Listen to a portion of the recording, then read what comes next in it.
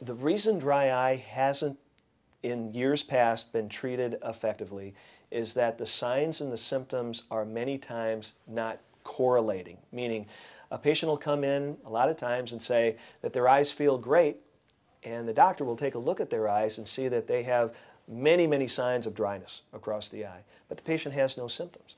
We think the reason behind that is that this patient's probably had dryness for many years, and the nerve endings that signal to the brain that there is some dryness on the surface of the eye are not working like they're supposed to anymore. Therefore, the patient doesn't feel the dryness anymore. On the flip side, we have many patients that come in and they're miserable. They talk about how bad their dryness is. They may or may not fit the typical profile of the patient we would look at for dry eye, but we take a look at their eyes and their eyes look fantastic. We don't see any signs of dryness. So signs of dryness, meaning what the doctor sees, don't always correlate with the symptoms that the patients have.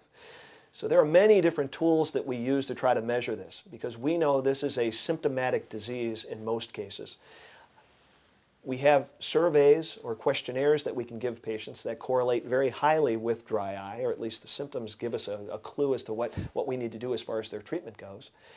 And now we have many tools that we can use, including tear film osmolarity that we didn't have in years past, to tell us how dry the eyes really are or how inflamed the tear film is.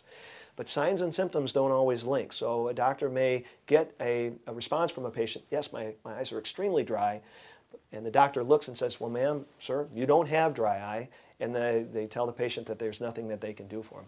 I would argue now in today's day that we need to address the symptoms almost as much as we address the signs in the patient's dry eye, using different products, including omega-3s like Easy Tears, to help address those.